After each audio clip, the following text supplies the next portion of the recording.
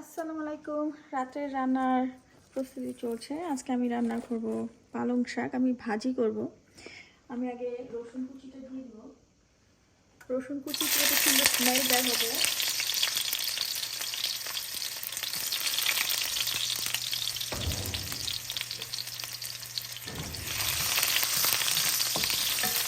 এখন আমি পেঁয়াজ দিয়ে দেবো।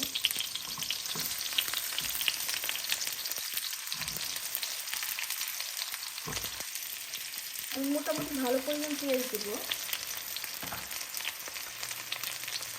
কাঁচামরিচ দিয়ে দিচ্ছি।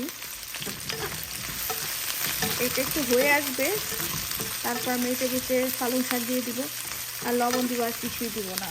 আমি একসাথে বাগার দিয়ে দিই, এরপরে আমি আর এই শাক বাগার দিব না। আমি পালং শাক দিয়ে দিয়েছি। এখন হালকা লবণ দিয়ে দিব, কারণ শাকগুলি অনেক কমে যাবে। আমার পালং শাকটা হয়ে গিয়েছে, আমি এখন নামিয়ে নেব। আমি কয়েক টুকরা বেগুন মেখে রেখেছি, ওটা আমি এখন ভেজে নিব।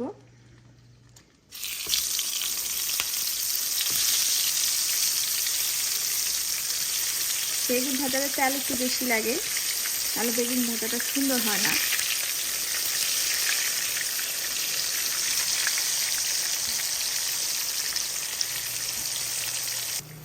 আমার বেগুন ভাজাটা হয়ে গিয়েছে, আমি এখন উঠিয়ে নিব।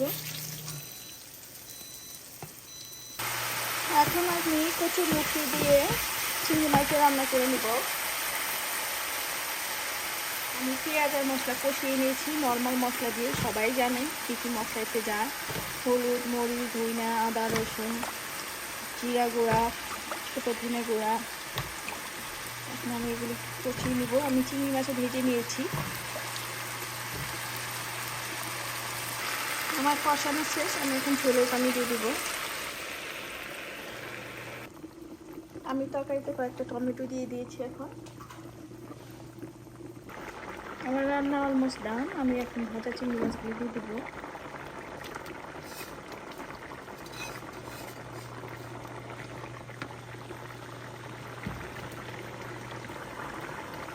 আমি এখন ধনিয়া পাতা দিয়ে দিচ্ছি। আমার তরকারি রান্না শেষ।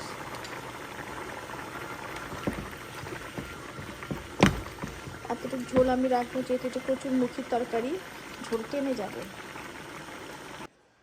আমার রান্না শেষ। আজকে আছে শাক, কচুরমুখিতে চিংড়ি মাছ, ইলিশ মাছ ভুনা, বেগুন ভাজি, ডাল।